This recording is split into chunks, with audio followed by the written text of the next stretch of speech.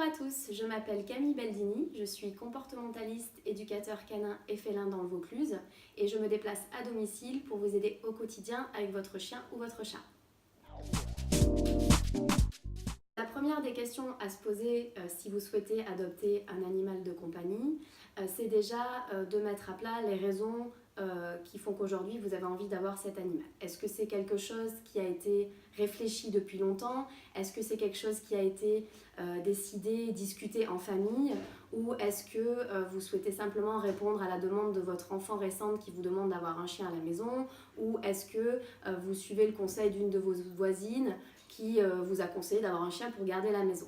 Donc ce que je vous conseille, c'est de mettre à plat sur une feuille vraiment toutes ces raisons-là pour que vous puissiez y voir plus clair. Le deuxième point sur lequel il faut vraiment réfléchir, c'est au niveau du temps. Est-ce que vous avez assez de temps à consacrer à votre animal de compagnie? Donc autant un chat qu'un chien. Je vais vous parler d'un chien parce que pour moi, c'est un animal qui est beaucoup plus contraignant. Alors, il faut savoir qu'un chien a besoin de sortir tous les jours, donc d'avoir une balade tous les jours. Donc, est-ce que c'est quelque chose que vous allez pouvoir lui accorder? Si vous travaillez de 8h jusqu'à 18h du soir, déjà, ça fait très long pour votre animal. Mais est-ce que le matin, vous allez avoir le temps de le sortir? Est-ce que le soir, vous allez rentrer du travail, vous allez être fatigué? Est-ce que vous allez vouloir le sortir? Donc, il faut vraiment se poser la bonne question à ce niveau-là.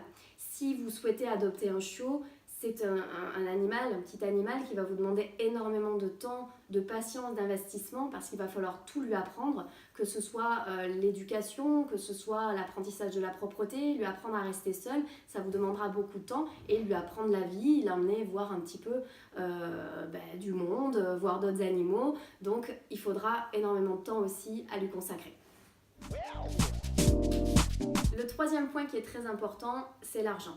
Il faut savoir qu'un animal, ça coûte cher, donc c'est vraiment un certain budget. Donc est-ce qu'aujourd'hui, financièrement, vous êtes prêt à assumer un animal de compagnie?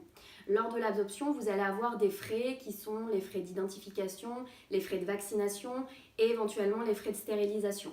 Donc déjà, vous avez un petit budget de départ. Ensuite, vous allez avoir tout ce qui est matériel, à savoir le matériel pour la maison, donc tout ce qui est gamelle, les couchages, les matériels de sortie avec les laisses, le harnais, le matériel pour la voiture, la caisse de transport.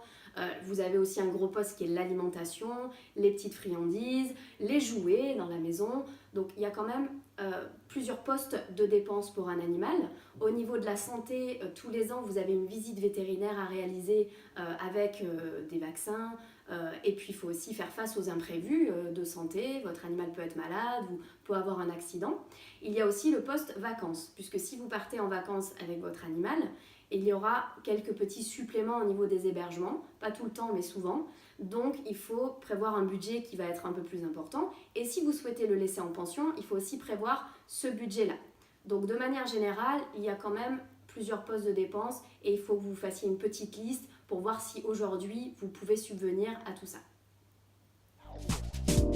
Conclusion, est-ce que vous êtes prêt à partager 10 ou 15 années avec un animal de compagnie? Est-ce que vous êtes prêt à faire des sacrifices au quotidien ou à changer des petites choses dans votre quotidien? Il faut vraiment vous poser cette question-là et voir à long terme.